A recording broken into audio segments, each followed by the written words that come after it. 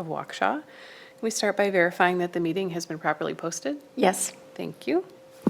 And we'll begin seeking approval of the teaching and learning minutes from the June 3rd, 2025 meeting.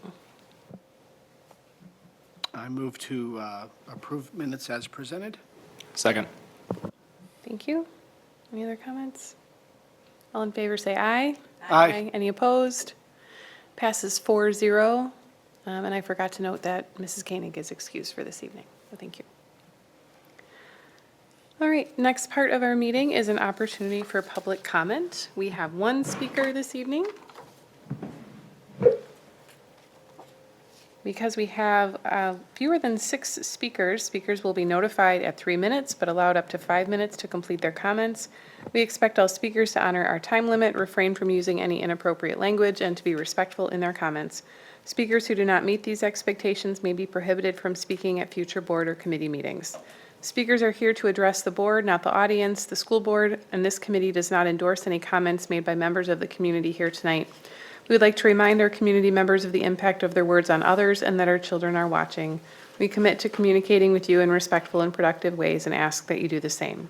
We also expect that the audience will be respectful of the speaker and of the board and refrain from responding with verbal comments, cheering, applause, or other behavior that will detract from the meeting. Please note that no obstructions can be created between the board and the audience. Visual aids cannot be used, and the area behind the speaker and podium will be clear during public comment. Also, in order to respect our speakers and meeting participants, please silence your cell phones. Our speaker this evening is Paul Reese. Mr. Reese.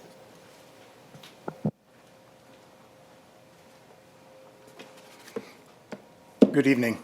Tonight I decided to speak because I wanted to speak to the administration that I was a little disappointed last month in the lack of a response that they had for Betty when she said that she had no idea why Bethesda was going to close, why it was targeted for close. Crickets fell into this room. Now, I've been here long enough and coming around long enough that I've gone through this song and dance before, and the community gets upset. And Betty had a good point. She brought up a good question that a lot of people are asking. Why is Bethesda focused on being closed? Why is it doing every aspect to be closed? And it was a kind of a softball she threw up, and nobody had an answer for her.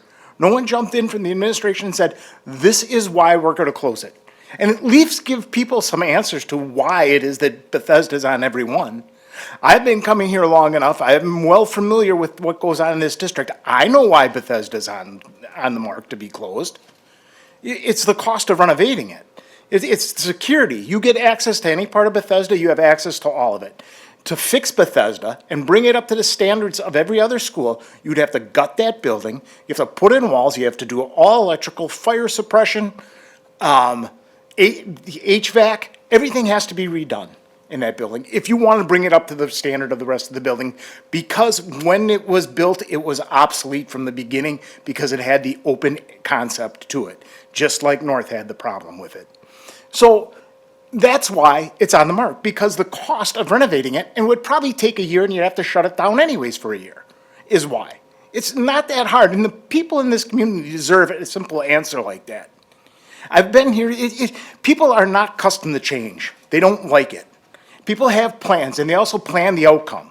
And they said, I moved into this city, into this area, or I live in this area, and I want my kid to graduate from, because this is what I have in my mind, and I have it planned out. And now it's changing, and they get upset. And I fight that with myself all the time. When I have plans and I have the outcome looking at it, and then something changes, those are the things that upset you in life. And so the community has a right to be upset. I mean, they have a right to at least have their concerns answered. I don't think there's anything wrong with that. And that was a concern, and Betty brought it up, and she laid it out pretty plainly, and it went silent. And that just, there is, I wasn't in favor when this board decided it was going to do this, because watching the sausage get made is an ugly process, and it's going to, it's ugly, and people aren't used to it, and so they're going to get upset. And so you can't leave things hang, because it doesn't help the situation any. So anyways, that's all I wanted to get off my chest tonight. Thanks. Thank you. We have one item under general business tonight, and that is an update from Principal Elliott on the Hadfield Achievement Gap Reduction Grant. Mr. Elliott. I'll just intro the topic if that's okay. So like you said, this topic is on the Hadfield Achievement Gap Reduction, often referred to as AGR. We've had annual summary from Mr. Elliott regarding the celebrations. But every time when we do this, we really want to share what the Achievement Gap Reduction Grant is for and how it's being used. Just because in education, we often do always use a lot of acronyms. So oftentimes you'll see AGR. So that's what that refers to. So Mr. Elliott's going to take it away. Okay, thank you very much. Back again for, I think this is the third or fourth time I've been here to present. I am very excited to come tonight. I appreciate you hearing this update every year. We have some very, very exciting things that happened at Hadfield this year, and it's a credit to everybody in our school. On this first slide, we've got a couple pictures of students who, we had 3 regional winners of sharp literacy. Our third graders won, our fourth grade team won, and our fifth grade team won at the very end of the year. All like coding, designing, robotics, things like that. It's very, very impressive for our children. I mean, we were 3 for 3 in the competitions, and that's kind of a big deal. And it was all student-led. You got to see earlier the students come and present to the full board.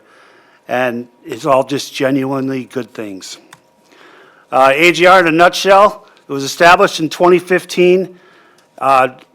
We can implement 3 different strategies in K through 3 to reduce the existing achievement gap between students in poverty and students not in poverty is where we really target. It requires board notification, and that's why we're here. Winter's typically done in writing.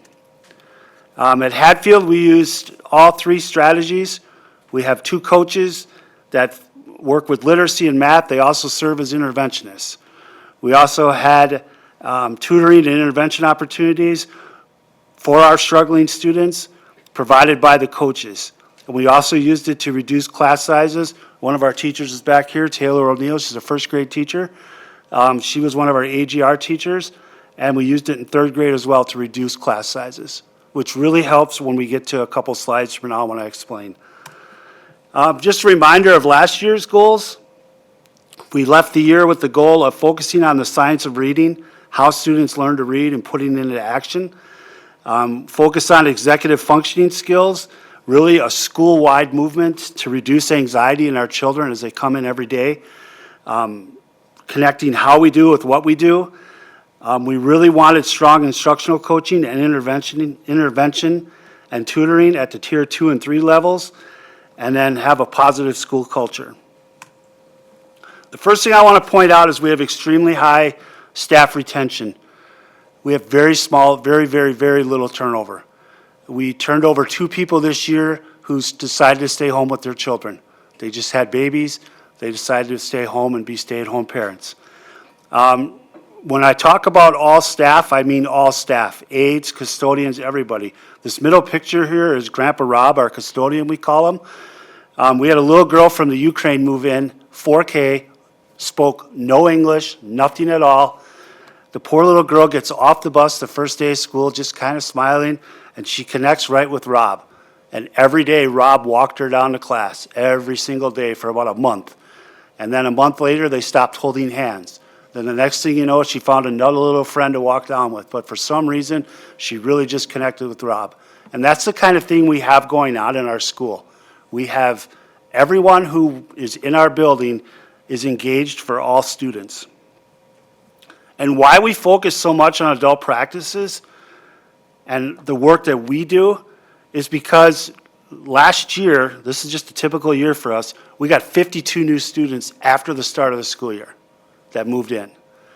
50 out of 52 of those students were 1 or more grade levels below. We had students, like I say this every year, we have students that never attended school.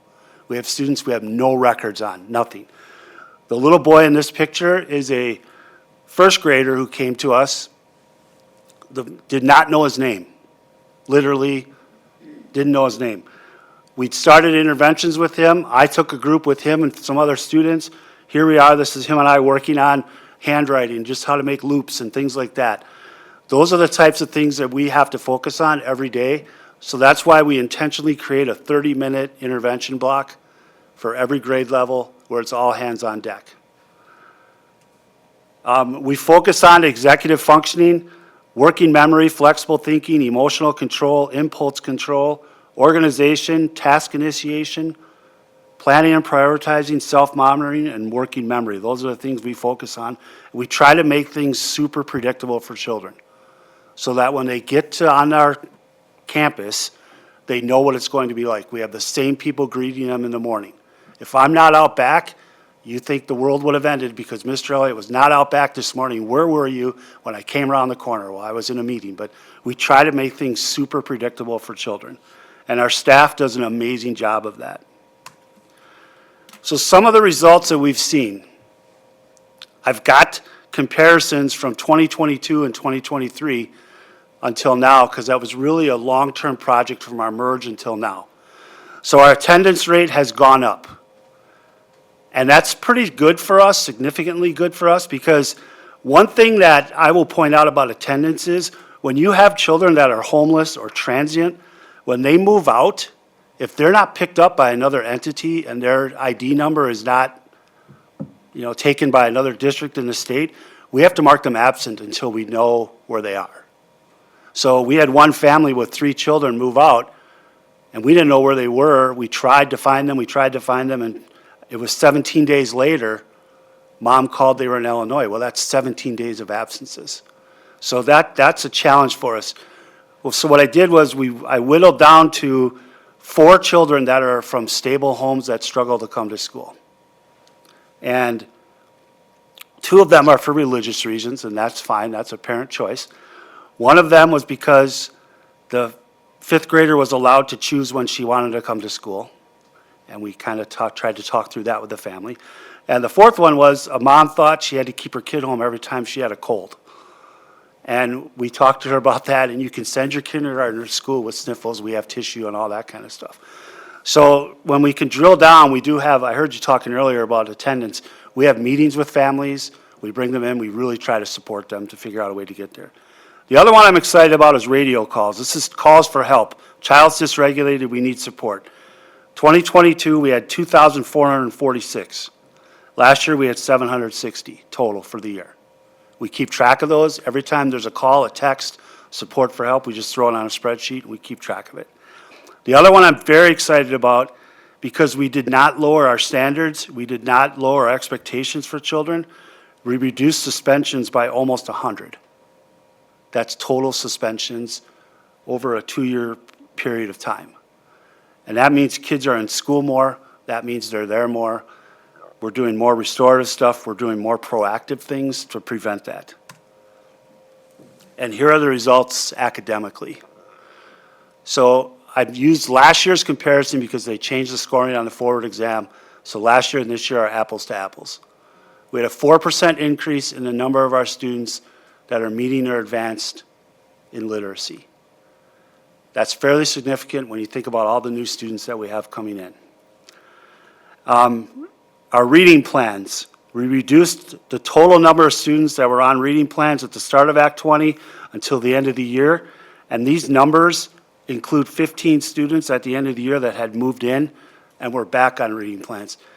We're trying to figure out a way to keep track of that as we get 17 students off of a reading plan and 14 more move in February and they become on a reading plan. We're trying to keep track of how to make that look as though we're moving children. But I can tell you that through the curriculum and the work of our teachers and our aides and everybody, we have made significant advances in literacy. This new curriculum and the new way of going back to the old way, actually, when I first started of teaching children phonics-based learning is remarkable. This little guy right here he authored 20 books this year. And he was somebody who wanted nothing to do with writing. He literally authored 20 books. I bought hardcover books for him. He created them. They're in our library. You can check them out. They're kind of funny. Captain Garbage Can, I think, is one of them, but they're pretty funny. He's got a great sense of humor. 64% of our 4K students scored above the 21st 25th percentile. Our kindergarten students were at 60% above. We doubled the amount of first graders in that 25th to 76th percentile. We doubled the amount of second graders from fall to spring. And something that I'm very proud of, our fifth graders who have long been a challenging group for us. They've had a lot going on in their lives. 44% of them scored above the 25th percentile at the end of the year. And that's significant because it was almost zero when they were in third grade. It was very, very low. And through targeted intervention, Jenny Restock she's one of our reading specialists, did an intervention with some fifth grade students, and we shared the students across the grade level, and we had them in different rooms. We really targeted them, and they really grew. Math, again, we had a 5 percentile increase in students meeting their advanced. We had students in the advanced categories at Hadfield. That never used to happen. And then if you look at the iReady results, this is where the students were at the beginning of the year. Students that were in green considered on grade level, and here they are at the end of the year. Again, a significant change, and these are students that were really struggling at the beginning of the year, and this is a percentage that were low at the end of the year, so we moved kids into the yellow as well. So moving forward, what are our goals? We want to make executive functioning just how we do things. We're going to incorporate it into our lessons and our celebrations. So we always celebrate our children at the end of every month, and we pick somebody like, you're the Grit Award winner, you're the Perseverance Award winner. Well, now we're going to change that to, you're our self-monitoring winner. You did a great job of working memory. We're going to try to make it so we use that language at all times, because what's amazing is little first graders can tell you about the hippocampus and all that stuff. They totally get into it. It's kind of fun. We're going to continue our Cox campus training with our teachers, where they're going to learn the science of reading and really make benchmark literacy our own. And by that I mean teachers feeling more comfortable being in front of a classroom. When we first started, they had like the book out and they're trying to read by March, April, May. You could see teachers' voices coming out more and more. So the more we can do that, the more comfortable students are going to be and the more comfortable teachers are going to be. Continue to emphasize phonics and writing. It's very challenging for our students to write. It's a risky activity. Our students don't like risks. They like their lives to be predictable. But we got to keep having students write and write and write, because that's how they're going to connect it all together. And we have a lot of scaffolds in place to support them. We don't have children running out of writing class anymore like we used to. It's really kind of a fun thing to see. And then our grade level interventions in math and literacy, we're going to start moving during our team meetings to where it's all of our students. So if Ryan, Dr. Siebert, and myself all teach third grade, during that intervention time, Dr. Siebert might take 10 of my kids and I might take 3 of his that need certain things. We'll group children together and do interventions that way. We started it in 4th grade last year and 5th grade, and we're going to move it into the other grades as well, so that our students truly are our students. And then this is a picture we took on Unity Day, which is an anti-bullying day, from our roof. The kids were all excited to make a big H. They wear as much orange as you could that day. But I thank you very much for your support. Hatfield's a great place to be. I know I've talked to some of you prior to that. And if you have any questions, fire away. Thank you very much, Mr. Elliott. What questions do we have? Mrs. Kozlowski and then Mr. Brooks, or, yeah, okay. I get excited for this presentation every year. Not only for the opportunity that we have for our staff and our students, but because to see the results and the focus that your team, and it is all of them, do is remarkable. It's remarkable. And I have a unique perspective. So in 2022, I did my first school tour at Hadfield. And I did one again, I believe it was this spring. And the difference between that school was incredible. the predictability, the organization, the fluency of these students, and watching the staff teach, watching the students move, watching that environment come to where it is today is absolutely incredible. It is hands down to you and your teams and everyone that's on there, but the stuff that we're doing and the progress that we're making, these are huge milestones in these students' lives, and I just couldn't be more proud or excited watching what you guys do. This is amazing. Thank you. Thank you, and I'm glad you pointed out the team aspect of it, because it's really a we. I mean, it's our families, it's our secretary, it's everybody in our building. And like I tell people, when that bell rings at 8:30, we're all on the same team. Yes, my name's on the door, but I'm on the team, and we all have our parts and our roles. And people know them, and then we know how to support each other and when to step away, or when, it's kind of a nice situation we have going on right now, so I appreciate that. Mr. Brooks? Yeah, these presentations are always incredible, and I wish everyone in our district had an opportunity to hear this and would seek it out, because it just shows how important, not just being able to give educators and support staff and administrators the right tools, but that culture piece is so crucial, and that predictability is so crucial. I know, a few months ago, we had the Kindness Club from Hatfield come over and present here, and Senator Bradley toured their school and met with the students and congratulated on starting that effort. And I know when talking with him, it was just so evident, not just from that classroom, but just walking the halls, of how incredibly positive the culture is there, and just how all the staff are so dedicated and passionate. I know that, and this isn't a unique to Hatfield thing. We have incredible staff throughout our district, but the culture there and the stability there is so critical to all of the success that we're seeing. I mean, looking at these radio calls, having worked in a school district and specifically with a lot of the student population that receive these radio calls, I mean, that level of reduction is tremendous, and it's not something that just happens overnight. It's something that's built and is just ingrained in the culture of the building and with those students. So, yeah, I can't say enough about how great all of this is, and just congratulations on the work that you all have done there. Thank you, and we're really trying to, I talked a few years ago, I think, to you guys about stacking great years together and the difference that it makes. And we're starting to see that. And if we can continue that and keep it going. One thing that I personally struggled with 2 years ago was, how do we handle these children that keep moving in and out? And that's where the focus on our practices as adults really came to be, because we're the stable people that are going to be there. So if Jimmy moves out, Johnny's going to move in, or, the students' names are going to change and stuff, and we really got to get to know them and welcome them, but it's our practices and our stability that's going to make the difference. Mr. Zenobia? Thank you. Appreciate the presentation. Excellent job on the reporting. I think it's always great when a principal comes and talks about their school, I think, and I wish we had more opportunities around the district to hear it.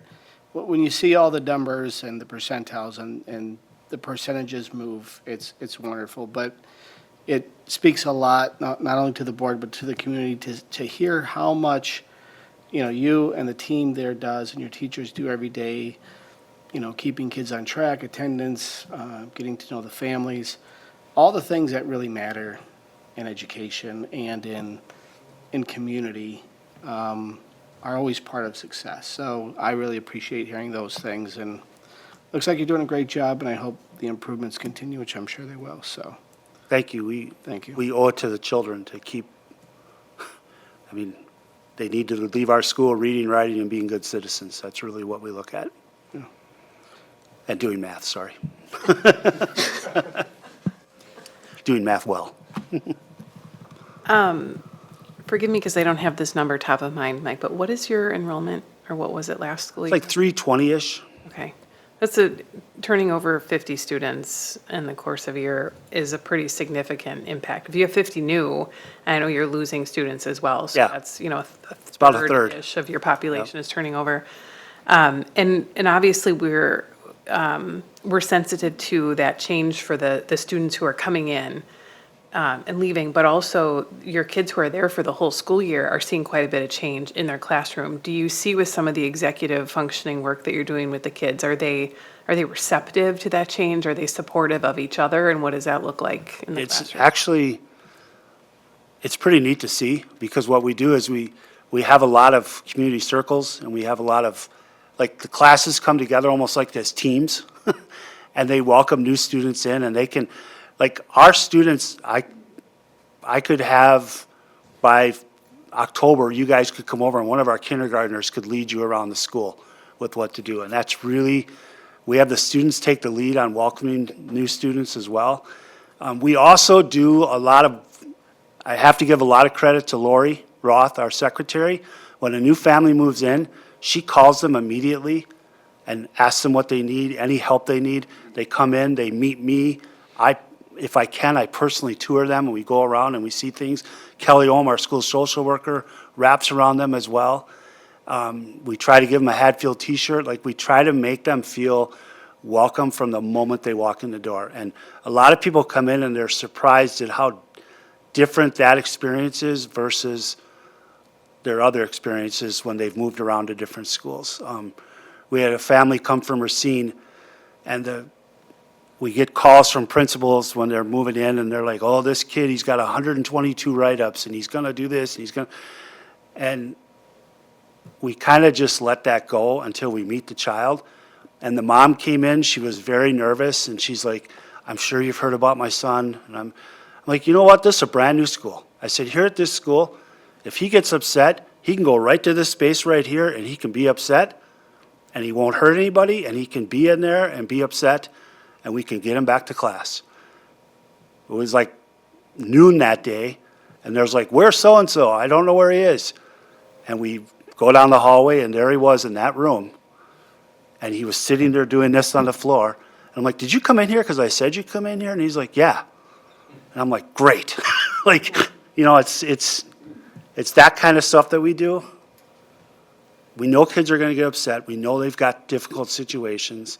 We're going to work through it. You know, you're not going to hurt teachers and swear and threaten people, but we're going to work through things when you get upset, and we're going to keep you in school, and we're going to love you.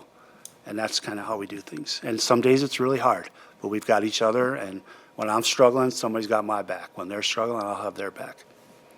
What I've always been impressed by, not only just the positivity and how the kids respond just in awe to things that are new and the opportunity to learn, but is the cooperation between the staff and the handoffs when students are escalating or needing some additional assistance. And, you know, for someone who's not familiar with that environment, like when I see it happening, it really is impressive just to see how thoughtful and coordinated your staff is, because it happens so fast.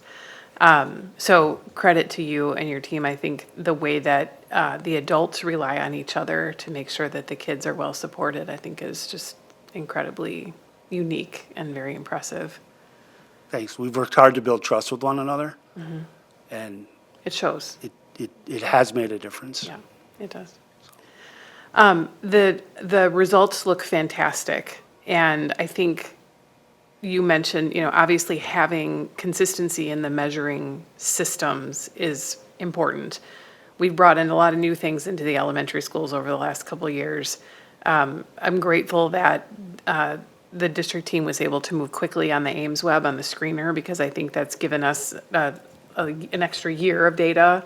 And it looks like what you guys have been able to do with the literacy plans, you know, despite the, you know, some coming in and some going out. And I'm hopeful that we can make sure that you have the right systems to manage that, because that's very important data that we're going to need as we're working on this district-wide.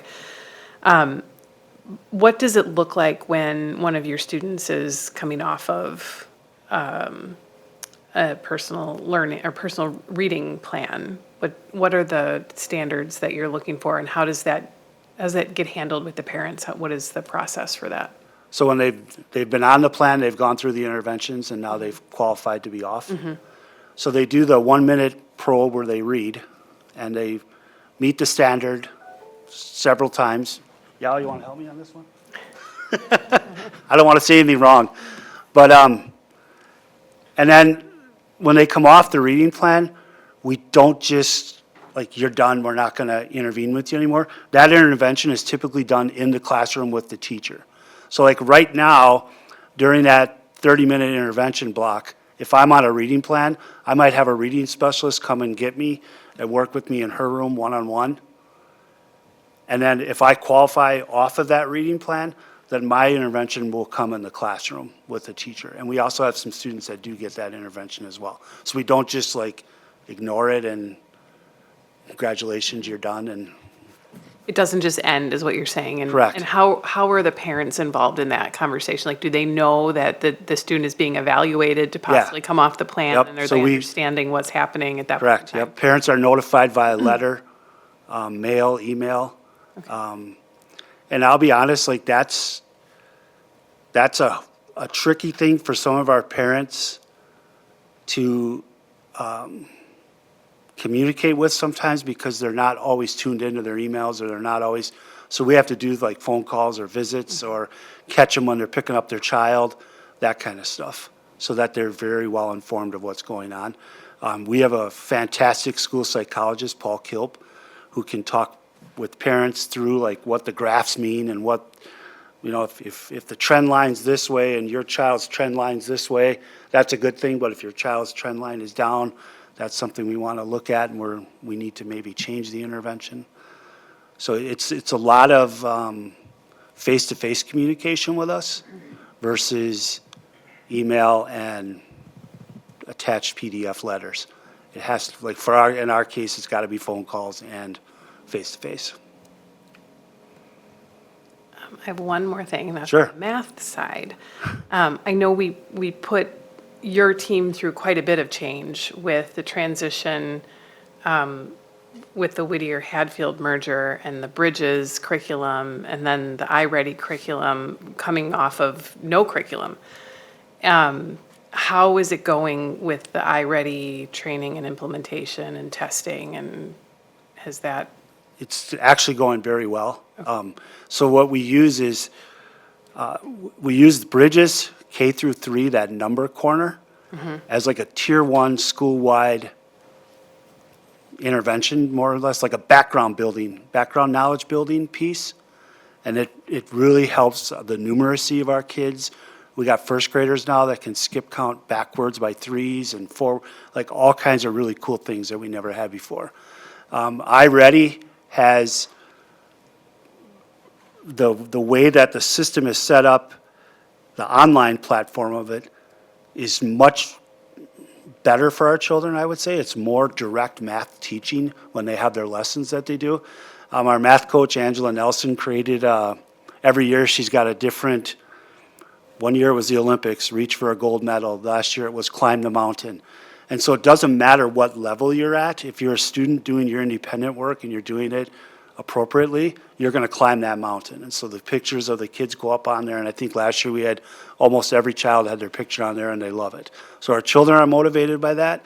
And then the teachers have really figured out a way to make whole group instruction short enough, yet long enough where the kids stay engaged. Our children cannot sit for 40 minutes of a whole group math lesson. They just can't. They struggle, it's hard.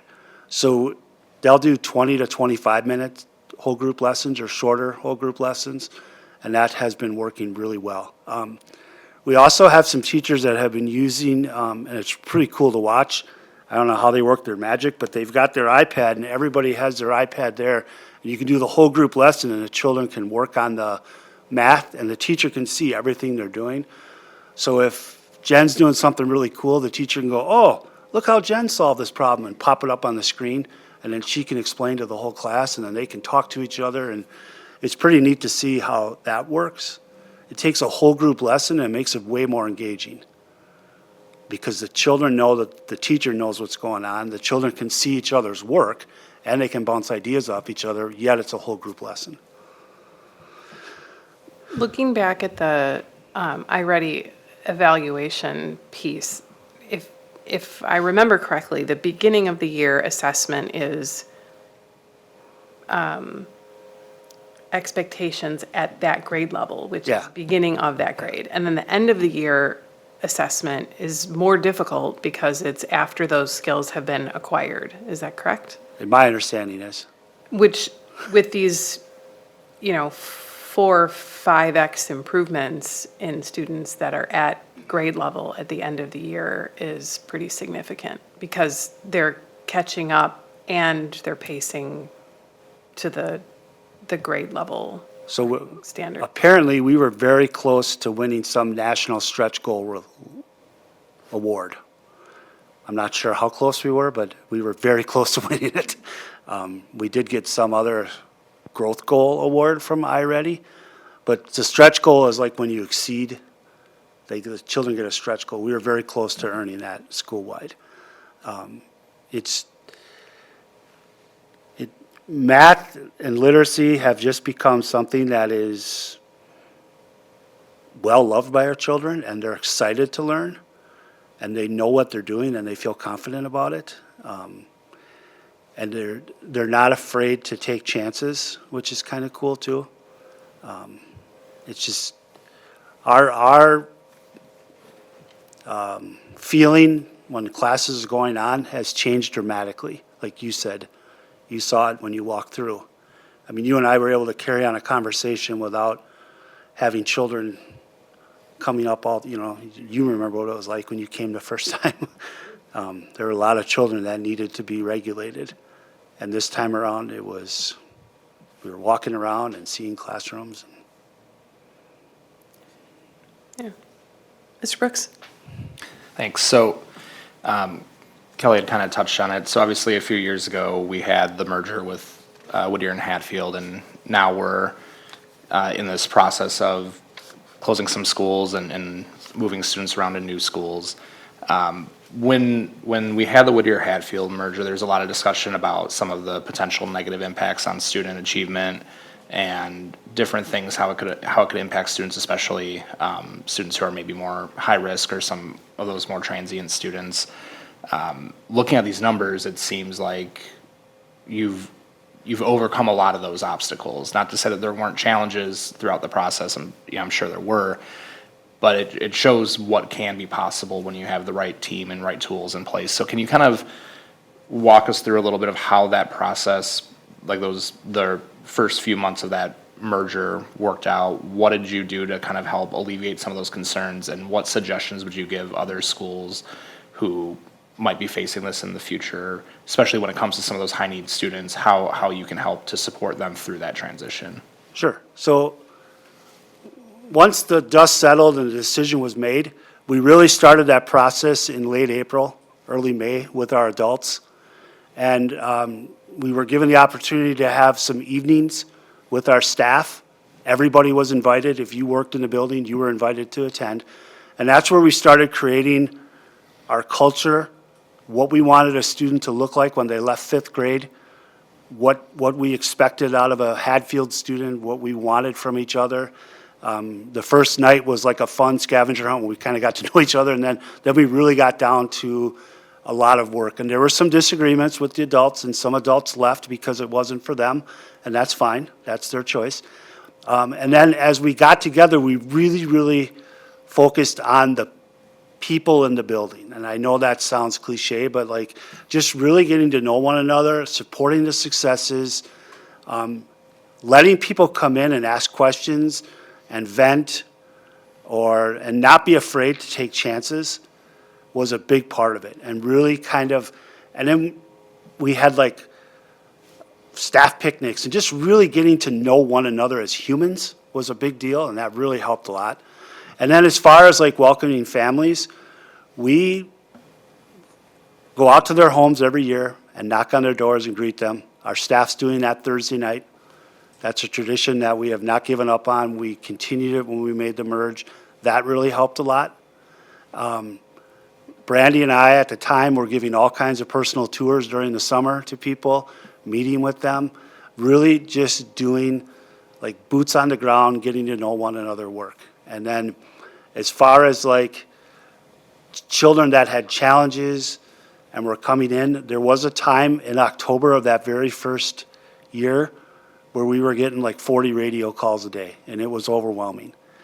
And I can remember the weekend where we kind of all took a deep breath, and we just started creating times where we could meet one-on-one with the families, and it took a lot of work. There were late nights, early days, meeting with the families, getting to know them, setting the expectations, and we went from there and formed bonds and commitments with each other and support.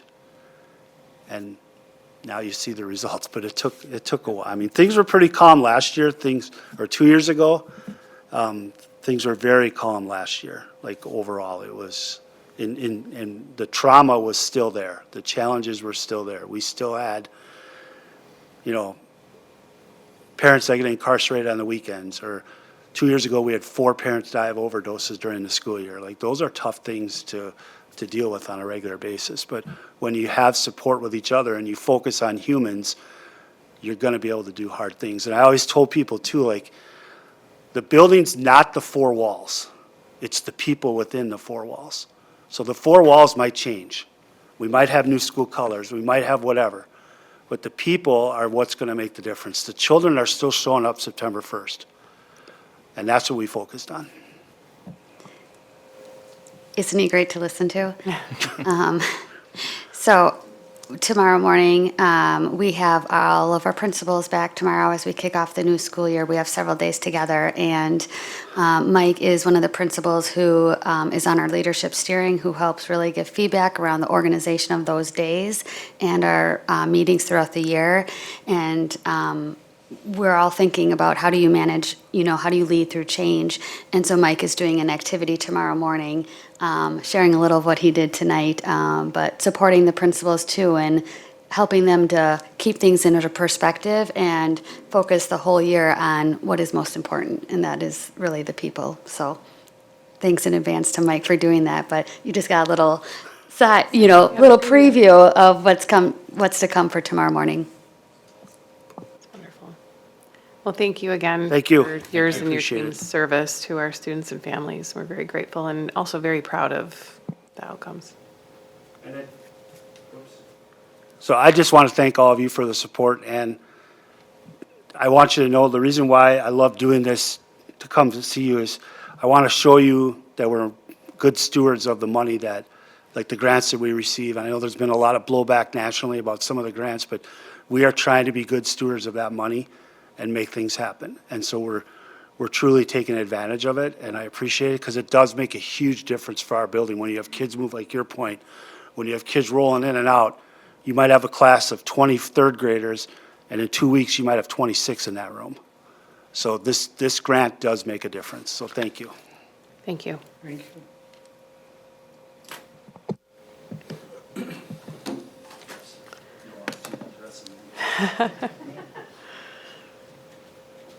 All right, we're moving into a health content area for tonight for discussion and possible action on a limited curricular resource for the suicide prevention module, which is required in the Health 9 course. So we have.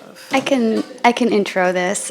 So joining us tonight is Laura Ryan and Mark Leonard, and they're going to be speaking to, as a follow-up of a previous teaching and learning meeting where we brought information about just the state statutes with the suicide prevention components.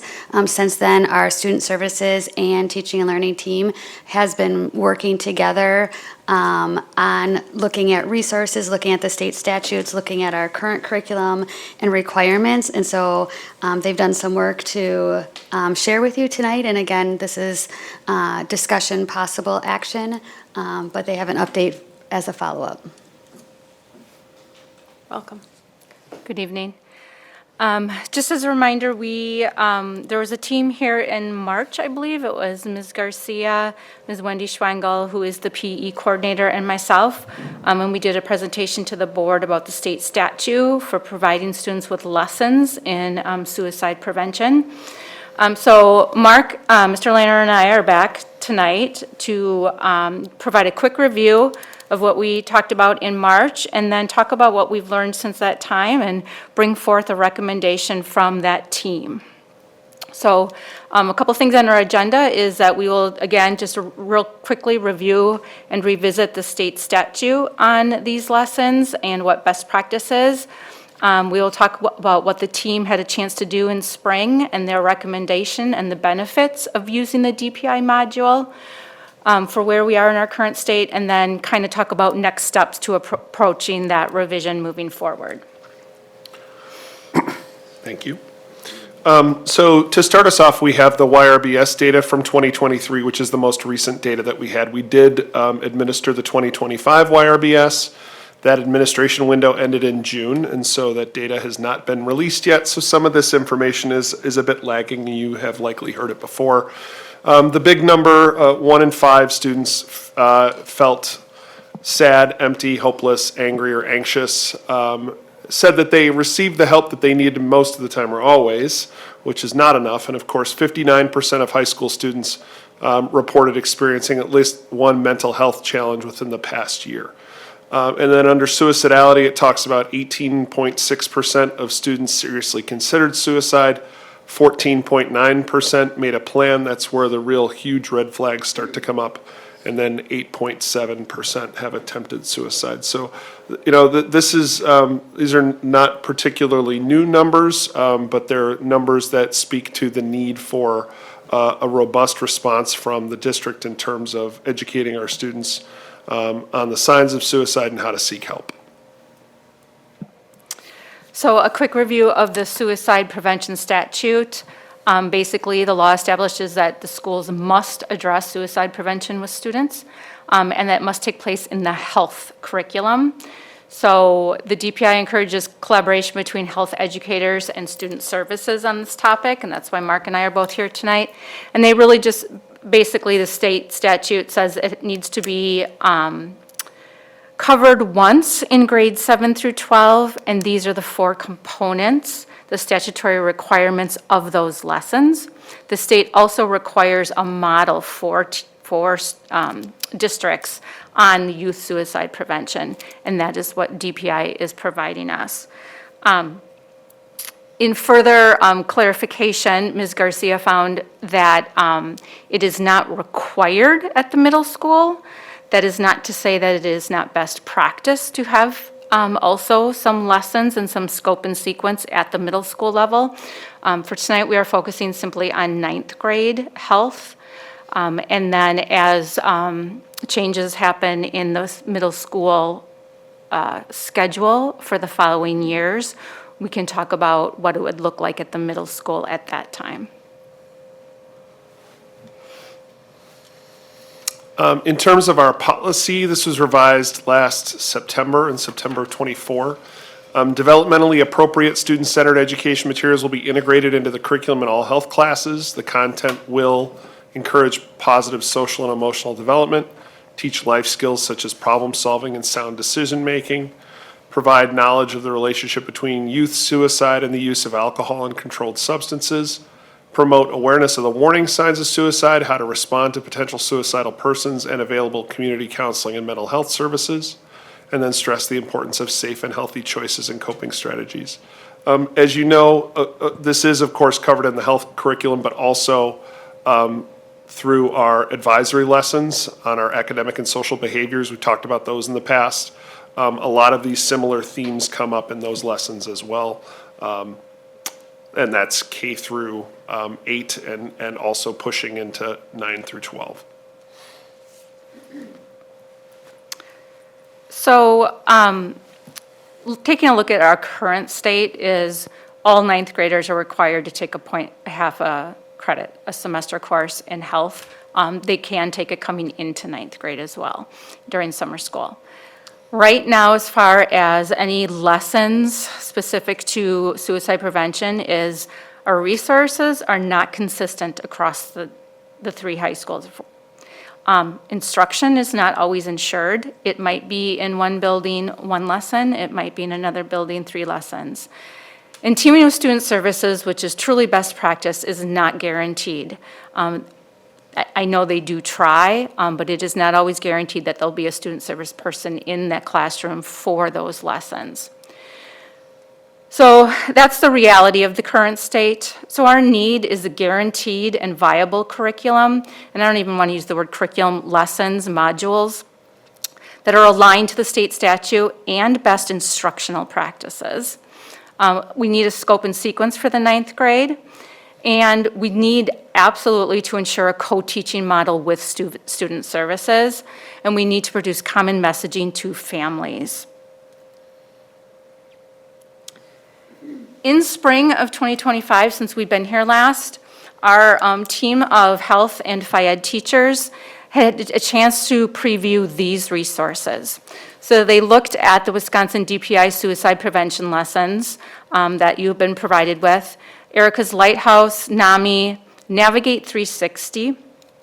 These are all that they took some time to look through.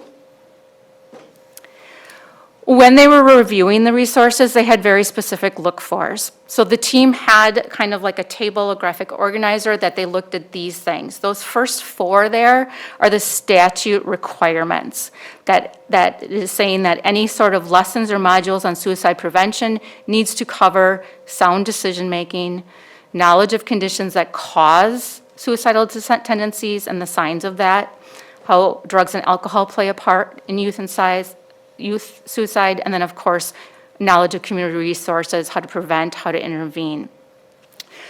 They also were looking for best practices in pedagogy in an instructional framework, and how can we directly instruct the skills that students will need?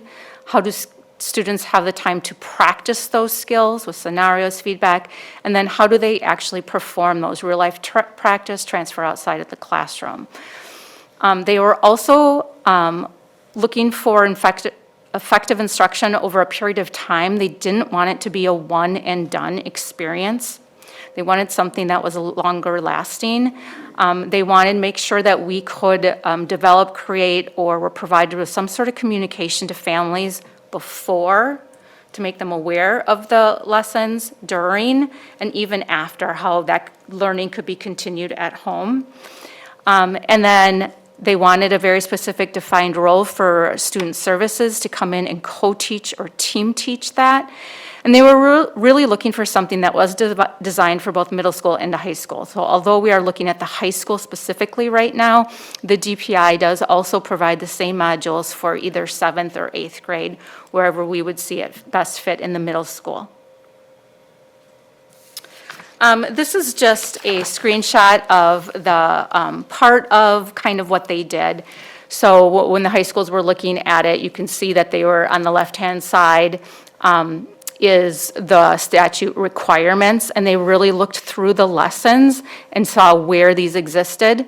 And then they looked at Erica's Lighthouse and NAMI. They did not spend a lot of time looking at Navigate 360 because it was deemed that, help me, Mark, it was like a one-and-done lesson. The Navigate 360 is part of a separate mental health module that they sell. It is a couple of lessons in that module, but in order to access those lessons, you have to purchase the entire module. And honestly, it was too much for what we needed. It would have, the ask would have been not only additional dollars, but additional time in the curriculum to really make that worth the purchase. And so we kind of keyed our focus in on the 3 remaining resources that were available. So the team really wanted something that was vetted. I think they feel the pressure of creating something on their own, and they didn't want that. They wanted something that flowed, and they didn't want to have to piece anything together. Something that was comprehensive and had all of the pieces as far as the instructional part and as the content and the mental health parts of it. They really liked the flow of the DPI modules. Just want to point out too, I believe other than Navigate 360, all of the resources that we looked at are free. There are no costs to them. So after the team had time to look through, review the resources, and discuss, they recommended that we use the 7 lessons of the DPI's suicide prevention modules. Not necessarily that we use everything from the 7 lessons, but that they take a look at what they offer and create, I don't know, 3, 4 60-minute lessons or 90-minute lessons from those. They also were very pleased that it comes in both English and Spanish. It comes with its own learning objectives, common assessments already written, and rubrics. Many activity options to choose from. Again, this is not something that we would choose every single activity, but the team would choose several. A nice scope and sequence. It comes with videos, it comes with teacher resources, it comes with sample communication. And it is designed for gradual release, which is our instructional framework. And like I had just said, there's no cost to it. Obviously, being from Wisconsin, being the state statute, it is built upon the criteria, the making sound decisions and the knowledge of those other elements. If this is approved, if the DPI suicide prevention lessons are approved for grades 9, it would be 9, ninth grade health, then our team of health teachers and our FIAD coordinator, Wendy, will use these modules to create a suicide prevention unit in the 9th grade health curriculum. They will also work on common communications to families that not only describe the unit, but also describe how parents could continue these conversations, future learning at home, community resources, and a teamwork with student services to define how those team members will be included in each lesson of the health class. And ideally, a co-teaching, team teaching model. So that is where we are at this time, and we are open to questions.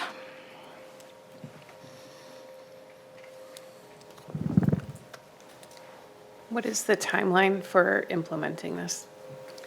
Our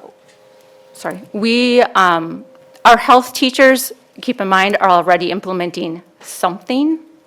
So we would prefer that it is sooner than later, so they are implementing the same consistent viable curriculum. So we do have time set aside in our Summer Institute end of August for the health teachers to work specifically on this unit for this year.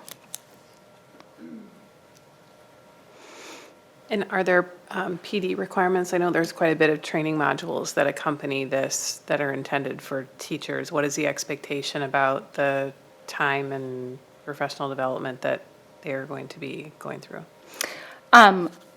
That hasn't been necessarily mapped out yet. We would take a look. I mean, we didn't really want to go ahead without having this approved and looking at what they have to offer. But we would have time again in Summer Institute to do this, and on our Mondays, the high school Mondays, we can pull those health teachers in the afternoon and do some of that. Laura, can you share currently where it takes place in the health class? Like what time?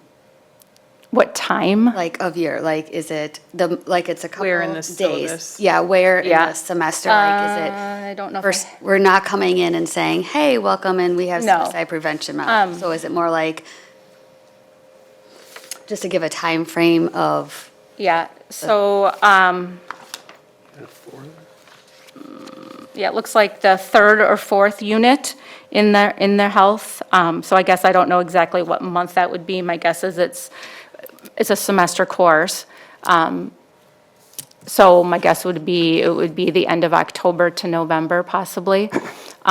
Again, without knowing exactly how many days each of the buildings are spending on this, I mean, that's what we really want to solidify, is have a certain time that it's consistent across the district that they are all doing this.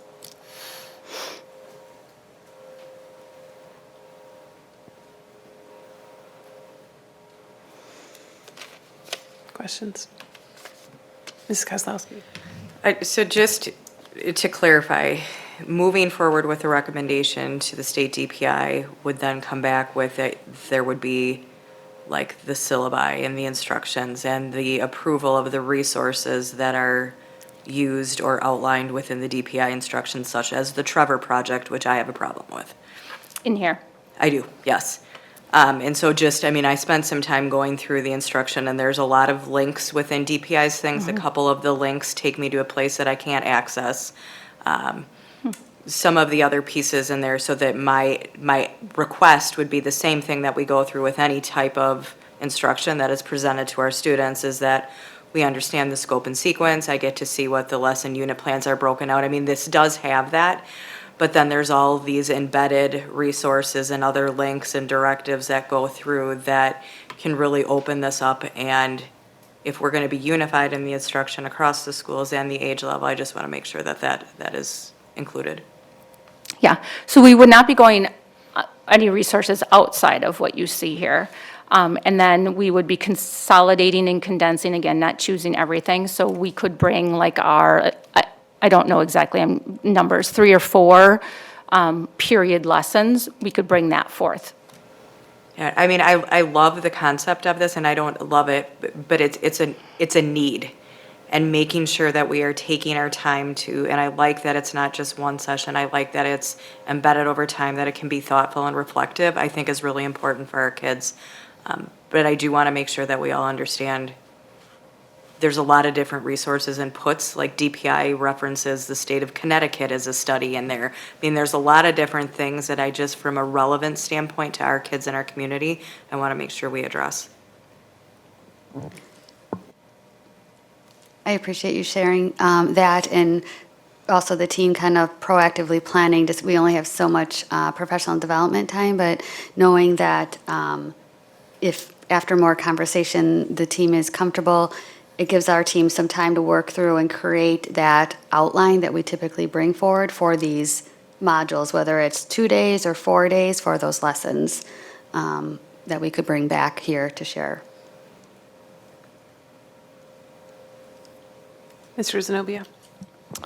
Yes, pretty much along the lines of what Ms. Kozlowski had said. What are the 7 lessons? Is it going to be, have you kind of determined it's going to be 7 lessons, or? The DPI has it into 7 60-minute lessons. Okay. Remember, the high school's at 90-minute periods. So that is something that the team, again, really hasn't discussed yet. Are they going to do 4 90 minutes? Are they going to do 5 45 minutes? They really haven't discussed that yet. Yeah, and I'm really, again, more curious about the content, to be able to see what that looks like. And so this is just going to occur in the 9th grade, correct? Correct. When the students take health class, the 9th grade health class. So some students take it incoming freshmen in summer school between 8th and 9th grade. Some students do take it then. Is there anything ongoing that kind of reaffirms this throughout high school, or? Partly what Mr. Lerner said is in some of the advisory lessons, they do touch on the mental health. I would say it depends on the classes you take. I think if you take psychology, there's definitely some, lessons around it. If you take human relationships, there's probably some units that touch on some of this. Not as in-depth as this. You're familiar with the Empowering Minds work that's happening at South and at West high schools. It's about mental health. I mean, you can't really touch on mental health without talking about suicidality. And so that's something that does come up, and helping students understand the warning signs of the stress that they're under and how to reach out for help. That's a big part of the Empowering Minds curriculum. So I feel like and those are handled in the advisory and also through a number of different activities. West had the mental health walk last year. South had a similar day during the school day where kids could come down during lunch. So those are all opportunities for kids to be aware of their own needs and their own mental health. Okay. Thank you. I think I was able to attend the mental health walk at West. I think we need to be consistent in how we approach it at all of our schools, and also the language and vocabulary that we use and the measurements that we use and how that's communicated. So I think there's an opportunity there are things that I like about how this DPI content is put together. But it's not clear to me that this content is aligned in a standards basis to what's in the statute and what's in our policy that we revised last September. So we have very clear, and you alluded to that here, right? But there are modules in here that I don't find in the policy. And then there are activities that we're doing that I don't see aligning to our strategy around student mental health, or, how do we want to make our services available to students? How do we want our staff and students' peers to identify and respond to situations that might have red flags? I think we have to be really careful of not crossing that line where we make, 14, 15, 16, 17, 18-year-olds responsible for the mental well-being of other 14, 15, 16, 17, 18-year-olds, right? That's, the adults are responsible for that to a degree. Teaching the kids how to take care of themselves is very important, and how to help each other is important. But some of this in here feels like it's instruction for adults for me, like the social determinants of health pieces, like the at-risk groups that are identified at length in one of the modules. I think we have to acknowledge that while risk varies based on individual circumstances, every child should be, or every one of our teenagers, my kids would be mad for calling them children, but they need to be viewed through the same lens to a degree. Like, the potential is there regardless of whether you fall into one of these high-risk categories. And then there is a bit of reference also to the YRBS, and that's another one where, again, I am not arguing that our kids need help. But I think what's represented in terms of self-reported responses to anonymous questions can be taken out of context. So those are some of the things that get pulled into the DPI modules and curriculum that, for me, is like, it goes way beyond what I think we're trying to accomplish in some cases, and I think it's too much for a 14-year-old to have a module in social determinants of health when we're trying to help them understand what are the resources, what are the warning signs, how do you help your friend if there's a cry for help. So that's my concern, that I don't have a problem with the quality itself.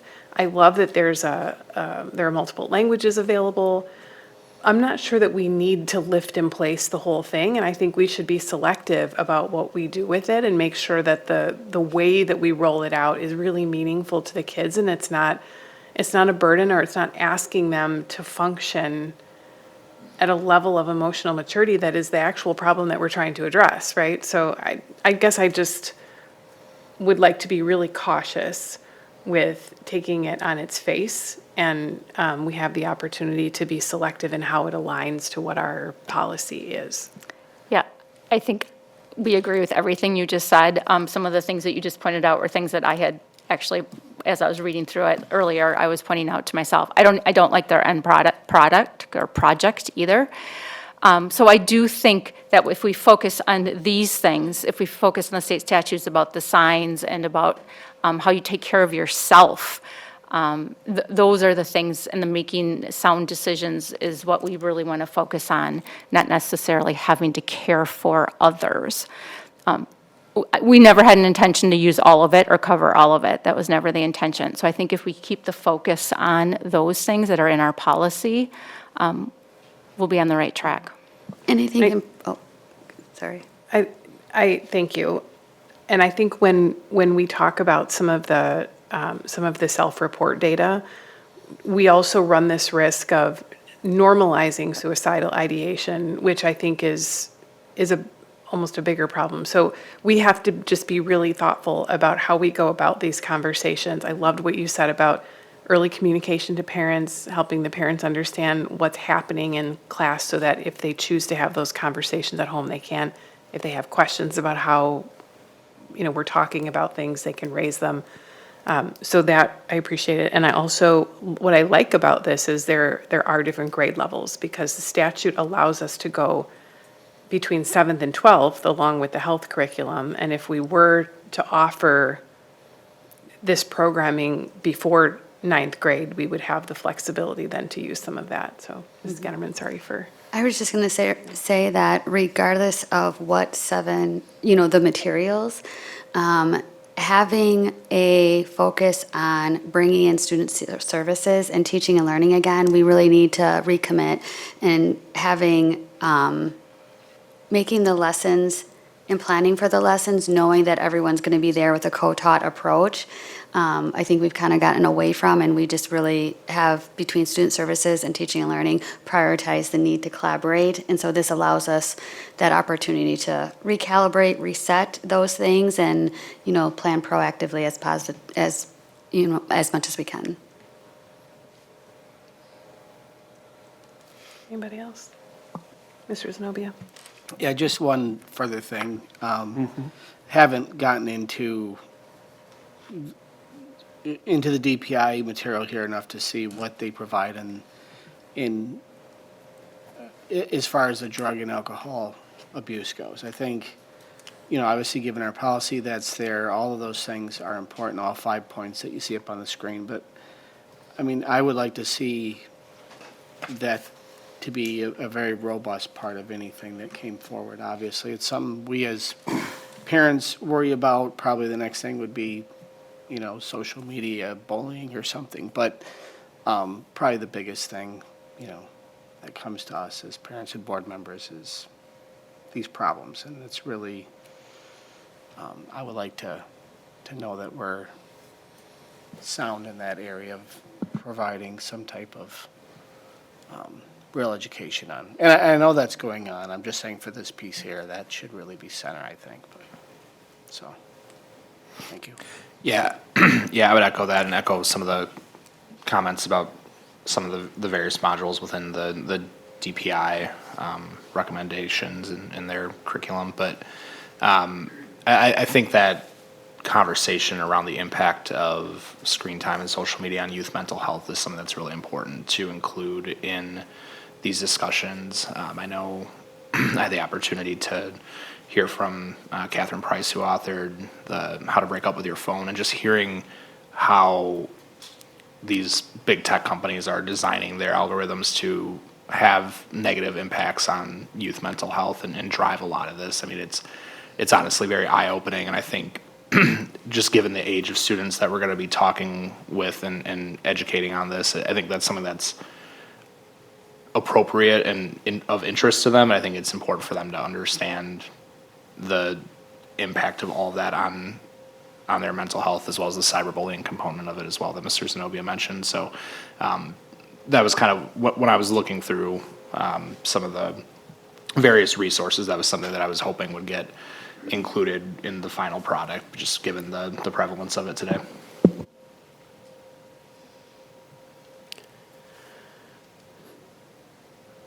So I'm struggling with the request for an approval because I don't know what that means.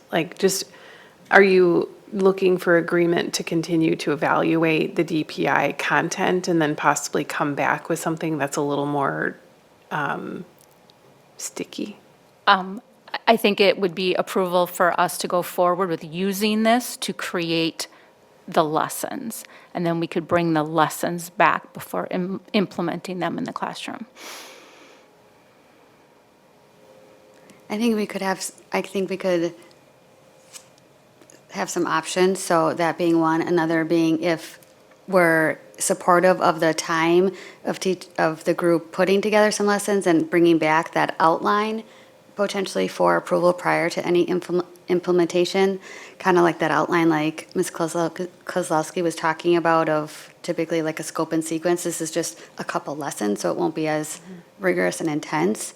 I think what we wanted to do is just follow up from our spring conversations around the state statutes, potential grade levels, and narrow it down into this course and, the resources that what the team has done thus far. And then if the group's okay with it, we would continue to investigate how we can use those materials and bring it back with more of an outline like we typically do. Or if the group is comfortable with this for approval, we could still bring it back, we could plan on using the resources and bringing it back as an update. So I think we could do it a variety of ways. Did you have a question? I'm just wondering if we need to approve that at all.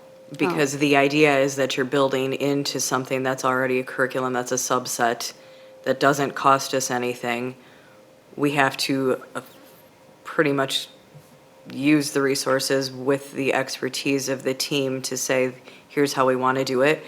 We know that the DPI aligns to our state statutes, which makes sense to me that we use that as a kind of framework and go from there. I just don't think there's anything we need to formally approve. Understand. I think what I struggle with the whole collective content is what they developed aligns to the minimum requirements of the statute, but then it goes way beyond that. And I'm not sure that the way beyond stuff meets the spirit and intent of what we're trying to do, or the why. I think it's academic. I think it's potentially interesting. I'm just not sure that it satisfies the desired, like, student experience, or that it's meeting the standards that we're talking about. It's the part that's the self and collective care. And what I see in the statutes and what we've codified in our board policy is largely around self-care, identification, resources, risk factors, things like that. So I guess where I'm at is, so there's a risk, right? If we don't approve going forward with the DPI pieces, you could come back and say, we're going to use these 4 of the 7 modules and we're going to inject them at these places in the health curriculum. And we could say, well, we want you to go back and look at the NAMI resource now. But we haven't had the opportunity to look at any of those alternative resources, and I'm not asking to. I think I'm just asking that maybe I could see more about how these modules are going to interleave into the course before I would approve anything. Because I guess I don't necessarily feel comfortable saying go forth with the 7 DPI modules in however manner you see fit. I'm not sure if it's aligned, and I'm not sure if it's necessary, but. Would you be comfortable if our team spent some time working on that and then provided more information to you, either at a meeting or not? We can talk about the approval piece. But the idea of the team working on what those lessons would look like, given those materials? I think we've shared some of our concerns, and it sounds like you've observed some of that yourself. So, I'm personally not asking for you to look at any more alternatives if you felt like the others weren't meeting the needs. I mean, just from a framework perspective, if there are exercises and things that make sense and we can do it in a way that it's, productive and. Yeah, and I do think we really need the expertise of the student service, like the social workers, working alongside our health teachers, our PE teachers, and we really haven't done that in the past, right? It's just been like one group or the other doing it and then throwing them in the lesson. And I think if they work alongside each other this time and build it, it's going to be that much better. So I think what I'm hearing is that there's no objectives to you continuing to evaluate integrating the DPI content. But we don't maybe see the need to approve it until you bring it back in its final structural form. That's okay. Okay. Thank you. We appreciate the conversation. I know that when the last time we were here, we kind of thought it had to be more grade levels, and so that's where we just wanted to really circle the wagons and provide update of where we were at with everything. So we do appreciate the conversation. I think we've learned a lot, and I think the more we look at electives and schedule capacity in middle school and all of that stuff, like we're going to have to continue to revisit. So it certainly wouldn't make sense to buy something that's specific for ninth grade module. And it is, again, it is a module, a couple-day lesson, so it's not a large class, semester long, or anything like that, so, thank you. Thank you. Thank you. All right, our last item tonight is an update on strategic planning. Back to Mrs. Getterman. Yes. All right, well, I am excited tonight to provide you with an update on our strategic planning, just our process, our resources, how our team works together, and how far we've come since the last time I provided an update on strategic planning. So previously, in June of 2024, I provided an update really talking about how we were moving from the acronym of SAIL, which was Student Achievement in Learning, to really just calling things strategic planning. At that time, I had shared that any continuous improvement process kind of has their own language to it, but at that time, we were calling our school improvement plans, SAIL plans, everything was called SAIL something, and so it had many different names. And so we wanted to start using vocabulary that everyone could understand. And so our whole process is really around strategic planning. So that was the last update, and since then, we continue to make those shifts in our language, and it's been very successful as we've moved forward with our school leadership teams and our principals. As always, all the work that we do is really grounded in our mission and vision that you see here. Nothing as a surprise to you, but we do have this on our agenda templates. It centers our presentations for strategic planning when we start the day. Our all admin meetings, we have pieces around this to tie back to the work that we do. As you are aware, in the work that you've done, you have provided us guidance and around key performance indicators in each of the areas. And so tonight I'm really just going to be talking about teaching and learning, but for all of these key performance indicators in teaching and learning, we have these indicators that we work to meet, but ultimately this is just one piece of our strategic planning. As you can see, I'm starting just to layer in. So our mission and vision, our key performance indicators, and we're going to continue to go deeper in what it looks like at every level. Within the teaching and learning department for the last several years, we've been very consistent in letting everyone know what our priorities are. With your support, we've been able to adopt curriculum resources, and we're going to continue to do that. You heard Mr. Elliott talk about the impact that that has made at Hatfield tonight. Part of that work also includes articulating a scope and sequence, so our students across the system have similar experiences around similar times. And honestly, most recently, we can see evidence of that in our school visits. If you're at one school on one day and later on the week you're at the same school, you can tell which unit they are in literacy and math. Maybe a couple days different, but you can tell that they're still within that same unit on those same topics. And so we are excited and pleased that our teachers have those resources and that strong scope and sequence to guide the work and the daily work that they do with students. One of our other priorities in teaching and learning has been to identify essential standards. A lot of that work is going to be going on this year. That helps us take all of the standards for any grade level in any subject and have essential standards that we know by the time a student graduates, they would have mastered these essential standards in this subject along through the grades. So a lot of that work is being done this year thanks to our directors and coordinators, coaches, and teachers. So that is work still being done and ongoing. And then the ultimate fourth priority for teaching and learning has been and will continue to be our focus on instructional practices. Laura referenced it tonight when she talked about gradual release of responsibility.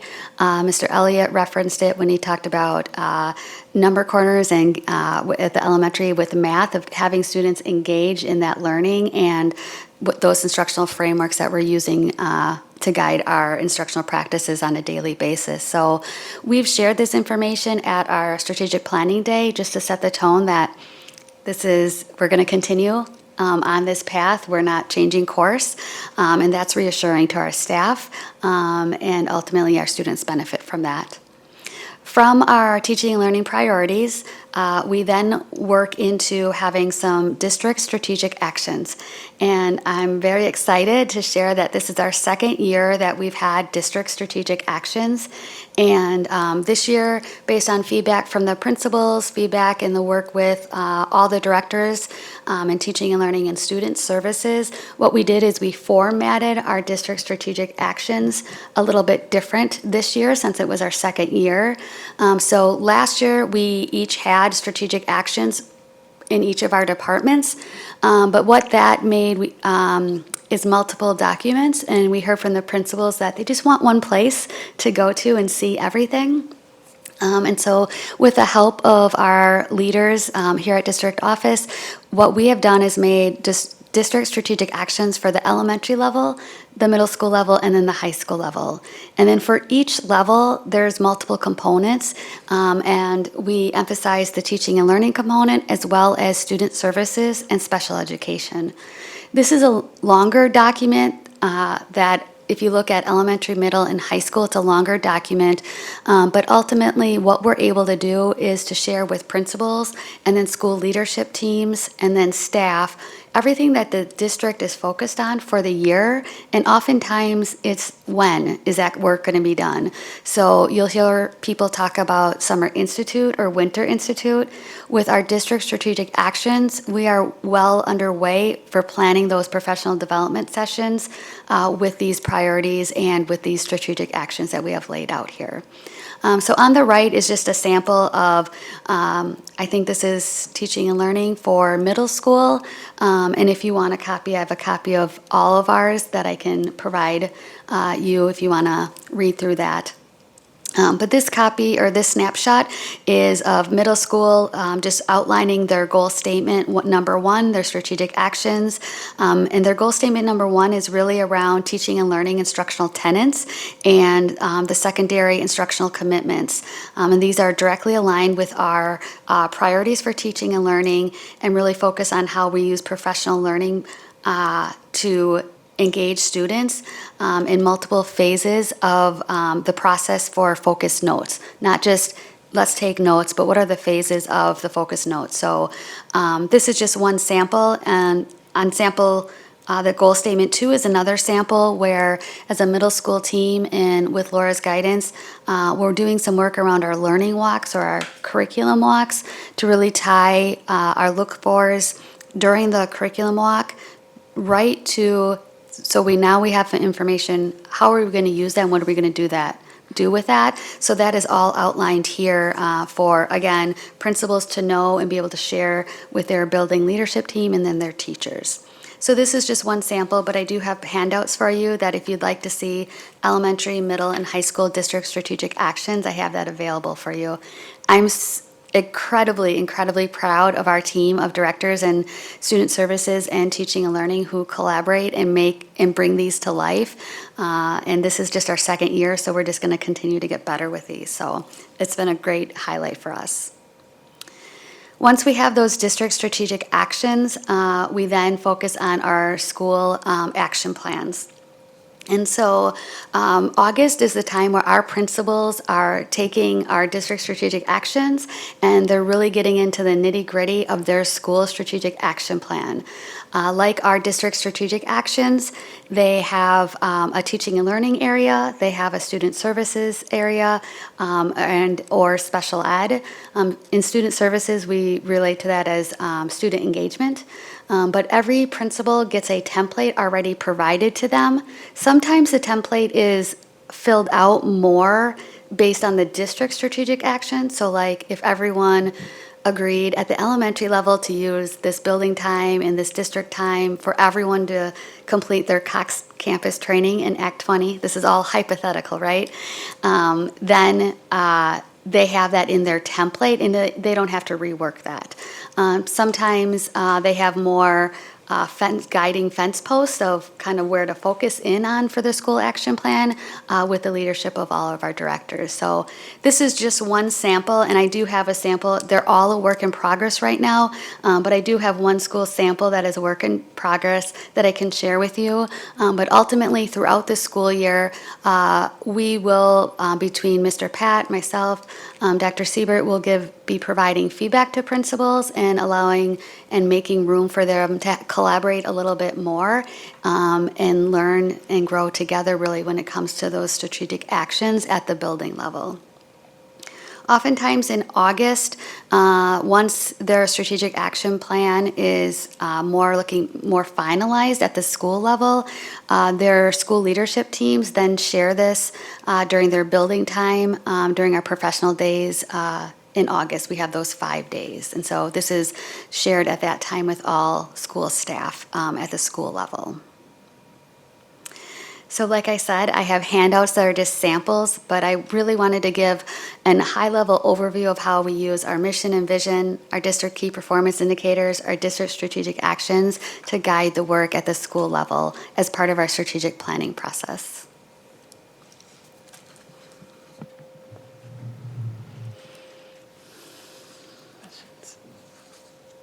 I know you've been working on this for some time, and it seems like since the end of last year and going into the beginning of this school year is it's starting to really formalize, and you and Mr. Pat are working very closely together. And how are the school leaders responding to that, and how are they bringing that back to their respective staff? I think Laura Ryan and Mark Leonard being here tonight is just one example of that, and how we're planning for that future professional development days. Like Laura said, it's not just teachers working on it, it's student services staff. So that's just one example district-wide that you can see. But also at the building level, they're feeling the collaboration and they're joining in and saying, yep, we too need to all be around the same table together. And they already do a great job of that. I think it's a little easier at the building level when, like Mr. Elliott said, we're one family, So I think they're responding well. Mr. Pat can add to it, but it also helps them to have a template that they know the priorities. Teaching and learning, student engagement, it's just laid out and aligned as best we can. Yes, I concur with what you are stating. How we see that transpire is when we're having conversations with our leaders, and that trickle-down effect is systems thinking. So just talking consistently about keeping things simple as you see the strategic action planning and the simplicity of it, the collaboration around some of the common goals, and then the work from our EMLSS teams, which is comprised of our principals and leadership, obviously around teaching and learning. They're a little bit tighter, and as I've discussed, the behavioral components or the student engagement is a little bit farther behind, but in progress. So our EMLSS team is really focused on the common standards and the essential standards, and that's the work that we're doing. So you're seeing these common themes in both departments, in leadership, and trickling down in all the work we are doing and all the work that they're doing at the school level. So the student engagement component is a little more, has a little more ambiguity, and they're kind of looking at the data that I shared here at their school, for their school, and coming up with their student engagement focus. In a year from now, I expect that to be a little tighter with the collaboration that we're having amongst all the schools at different levels. I would just share one example. Teachers, every year, they write an SLO for their goal for their educator effectiveness. And it was the first time, I think, in my whole career that a principal reached out and said, I got to tell you what this person said about our alignment.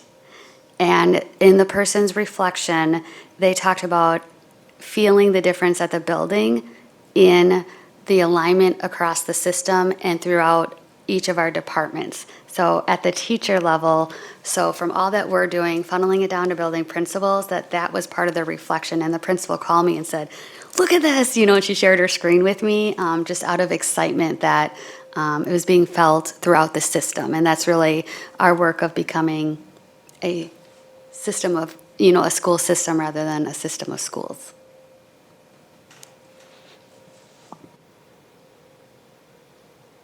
Okay. Well, everyone always underestimates the work of strategic planning because you only see the finished product. But I appreciate all the time and effort that you all are putting in. And I think being such a large district and with all the work that we've done on curriculum and consolidating some of our approaches to student services and things, that there's still plenty of opportunity to gain alignment, and it's all good work. Okay, thank you for that. That was our last item on the agenda tonight. Are there any recommendations for future topics? Okay, seeing none.